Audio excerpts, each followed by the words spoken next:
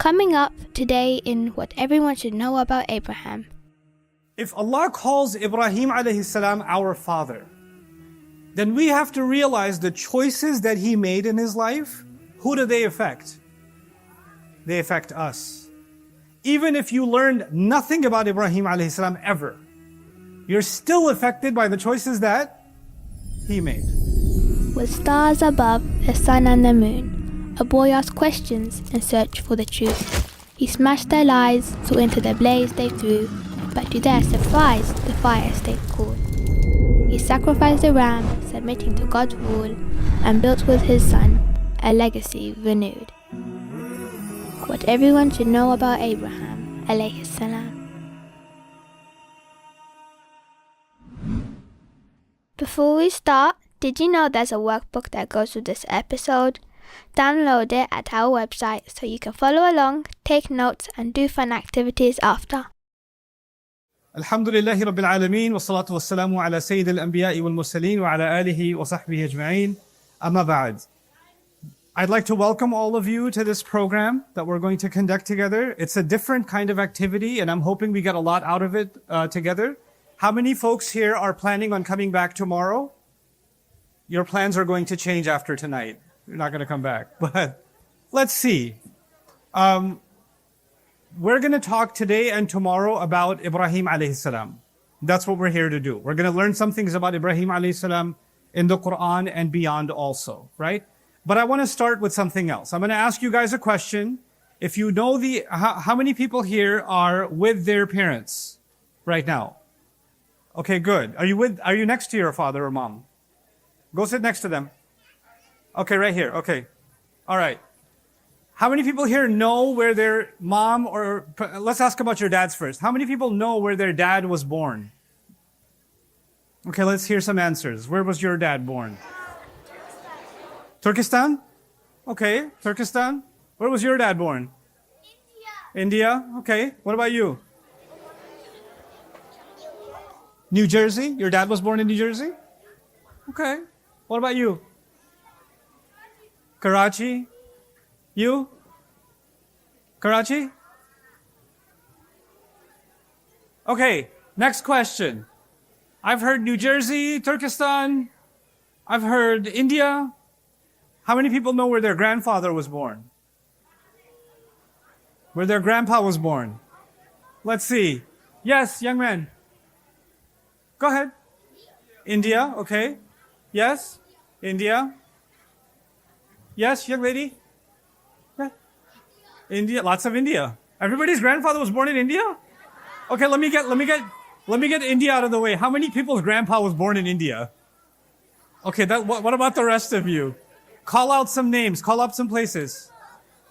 Burma? Pakistan? Pakistan got covered. Lahore is okay. You're doing okay. Bangladesh? Yes? Did you just say India? We got that covered. Okay. Let me ask you the next question. What were the choices? Because you're not in India right now, and you're not in Turkestan right now, and you're not in Pakistan right now, and you're not wherever you are right now, you're here. You're here. How did you end up here? Why are you here? Like, your dad wasn't born here. Many of you. One young lady was. Your dad was born in New Jersey. Do you know where your grandpa was born? Where? In Pakistan? Okay. So why did you end up here? Yes, young man. Your dad came here to study? Okay. How long ago? How old are you? You're 9 years old? You're 8. So he came here to study before you were even born? You were already born? Okay. The point I'm trying to make this is what I want you to think about. I want you to think about how much of your life, the way your life looks, where you live, where you go to school, the language you speak, the kind of food you eat, the kind of friends you make, the masjid you go to, the religion you have, how much of that has been decided because of a choice your dad made or your grandpa made? Can you think of some things that are a big part of your life, and it wouldn't have been that way if it wasn't for your dad's decision? Many of you said, for example, your dad was born somewhere outside the United States. Isn't it true? So if your dad never came to the United States, then where would you be? You'd still be back you were before, right? And the same way, if your dad, many of you, your dads came to this country or whatever other country, and then they got married after that. Or even before that, whenever. But if they didn't, then maybe they wouldn't have married the same person.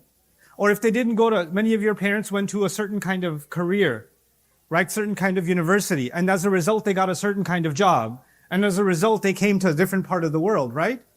So all of these choices had a big role in what your life looks like. Doesn't it? And could you think if there was a different choice your dad made, how life would be so different for you? Can you think of something that would have been so different? Can anybody give me an example? Yes, young man?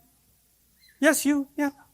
So, like, if my dad will not bring me to the US, I wouldn't not see you here. So I would Oh, you're so cute. He said, if my dad didn't come to the US, I wouldn't have seen you here. Oh, that's so cute. I think there are bigger things that you may have missed out on. The first thing I wanted to talk to you about is how big our fathers play a role in our life, even if you don't see it every day, even if you don't think about it every day, actually every day of your life has been affected by your dad. Even if he made a choice many years ago, that choice is still affecting you today. Do you see that? And then if you go further back, the fathers that are sitting here, the adults, you can think about, and even the mothers, the choices your dad made, and the choices your grandfather made, they started affecting your life, didn't they? And they still affect your lives today. Now here's the thing. For example, my parents, my father was actually born in India, and then moved to Pakistan, but his grandfather used to live in Afghanistan, and they moved to India. So they kept moving, right? But if you keep going to my grandpa's grandpa, if you keep going back, like many of you said, for example, you're from South Asia or even in Turkestan, etc. If you go back, my dad's Muslim, my grandfather's Muslim, his dad is Muslim, his dad is Muslim, his dad is Muslim. But if you go far back enough, what's going to happen? Somebody's going to be what? Somebody's going to be non-Muslim. Somebody's going to be a Buddhist. Somebody's going to be a Hindu, right? So somebody, sometime, decided to accept Islam. Some young man decided to accept Islam. Some young woman decided to accept Islam. And because they accepted Islam, they ended up marrying someone who's also what? Muslim. And then they had children that were Muslim, and then their children, and here you are. Here you are. So somebody made a choice, right? Somebody made a choice, and then as a result of that, generations later, you're in a Muslim family. So you're not just affected by the choices made by your dad, you're affected by the choices made by generations before you. It's a huge chain, right, that you're connected to. You can't, even if you never met your great-great-great-great-grandfather, you're still connected to him. You can't separate yourself from all of that history. Do you understand this first point? That's a very important thing. I want you to hold on to this first thing. The first thing is the effect of our fathers and grandfathers. That's the first thing I wanted to share with you. Is that clear to everybody? Okay, let's move on to the second thing. The second thing I want to talk to you about is groups. We all we're part of one giant group called humanity, right? Let's make it a smaller group. Then we're part of a smaller group. A good number of you, let's not report this to ICE, are American citizens. So then another group is you're American. That's another group, right? Can you think of a smaller group that you're all a part of? Huh? Yeah. You're Texan. Oh, okay, yeah, that's good. Can you get even smaller? Oh, Houston, where rockets don't really take off. Not this year anyway. I shouldn't be talking, I'm from Dallas. But anyway. So, even a smaller group, that you say, hey, I'm a Houstonian, or I'm a Texan, I'm an American. Before that you said, I'm human. Human was a big one, right? and a little smaller, then a little smaller, then a little smaller. What about sometimes kids go to a certain school, in a certain school district, right? And they're like, we're from this high school, or we're from that high school. So that becomes part of their identity, doesn't it?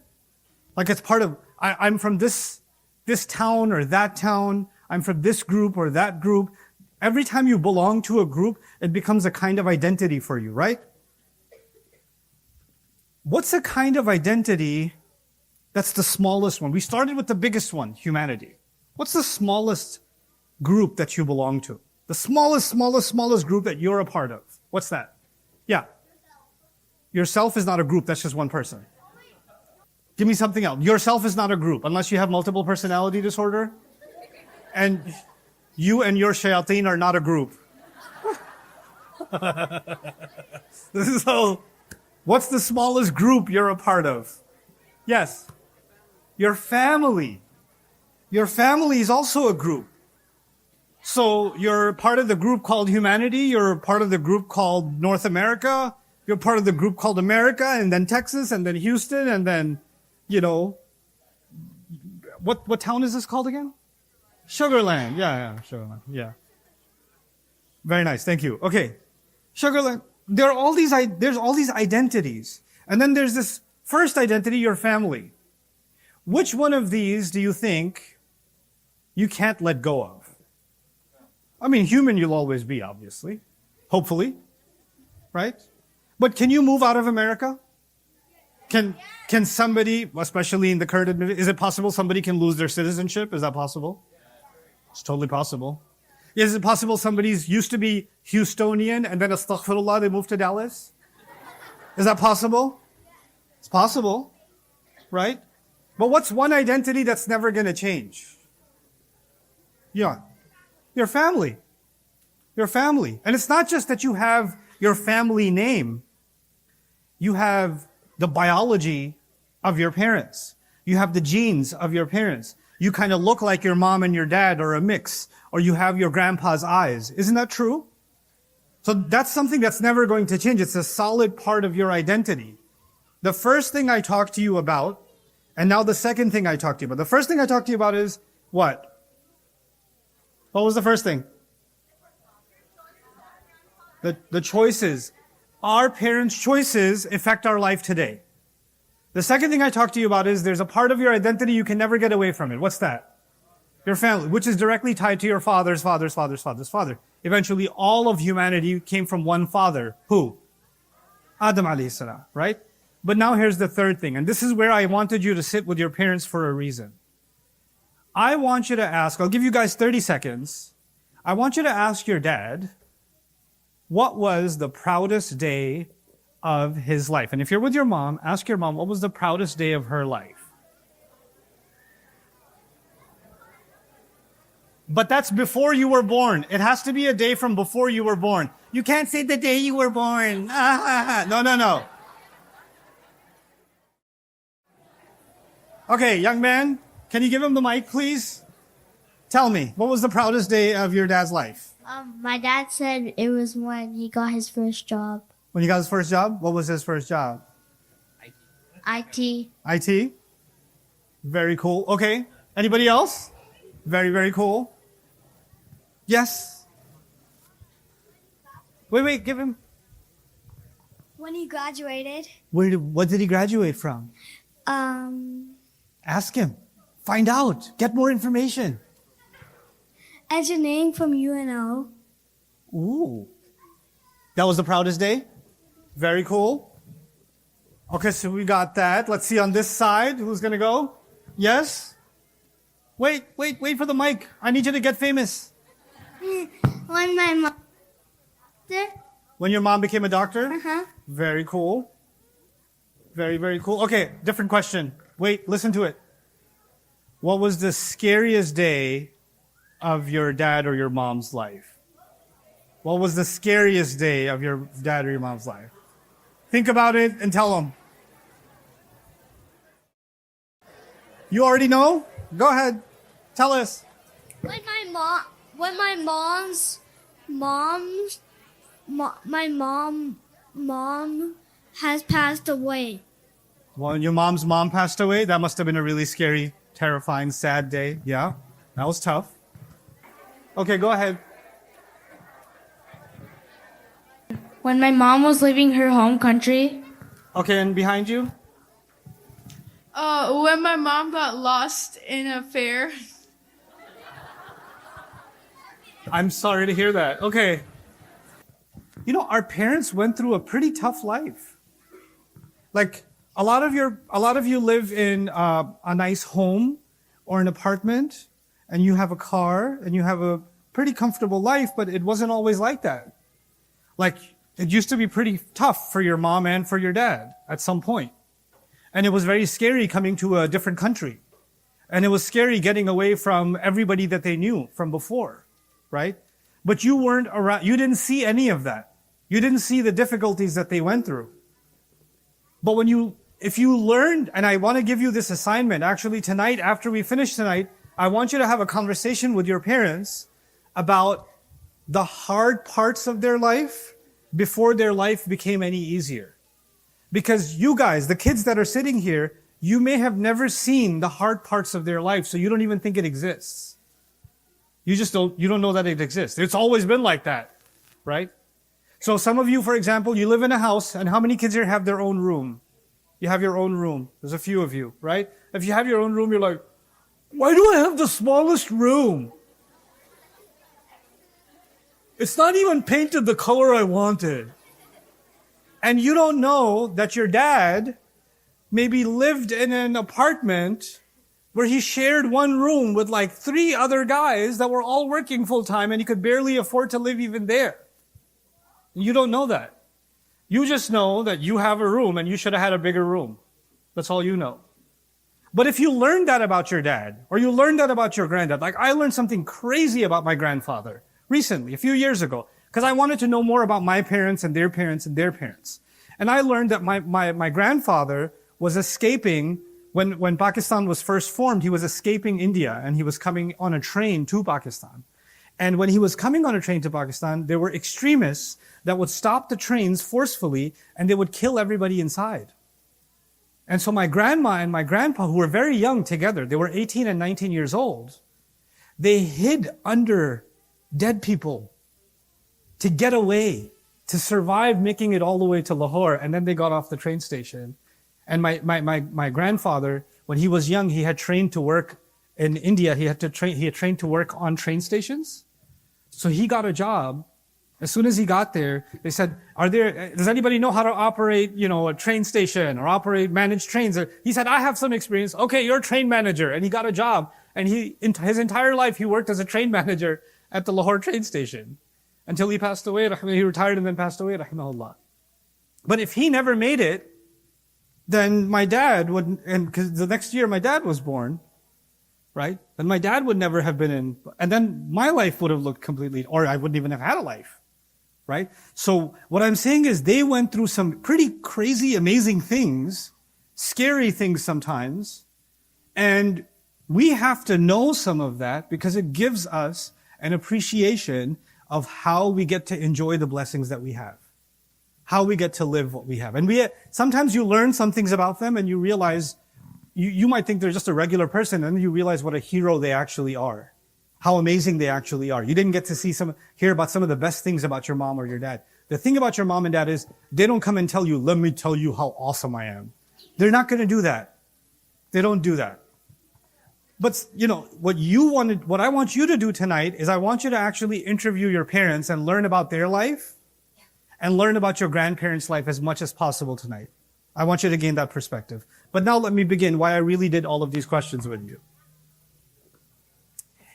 Ibrahim alayhi salam is one of the only 2 prophets in the Quran that are called our father. Which 2 prophets are called our father? Anyone know? Adam alayhi salam and? No, not Nuh alayhi salam. Adam alayhi salam and Ibrahim alayhi salam. They're actually called our father. And our religion, the name of our religion is Islam, but actually one of the other names of Islam is Millata Abikum Ibrahim, the religion of your father Ibrahim. The religion of your father Ibrahim. Now what did I tell you about fathers? I told you 3 things. 1, the first thing I told you today is how much your life is what? Impacted by the choices your dad's made. You remember that? The second thing I told you is it's a part of your identity. You can never get away from it. And the third thing I told you is we have to appreciate what our fathers went through. And it'll give us a lot of perspective about ourselves and where we are today. If Allah calls Ibrahim alayhi salam our father, then we have to realize the choices that he made in his life, who do they affect? They affect us. Even if you learned nothing about Ibrahim alayhi salam ever, you're still affected by the choices that he made. And the Quran, because Ibrahim alayhi salam lived a very long life. If we accept the Bible's version, maybe 175 years or something like that. Or 150 plus years. He was very old. But the Quran only talked about a few days of his life. It didn't talk about 150 years, or even 100 years, or even 80 years, or even 20 years. It only talked about a few days in the whole story.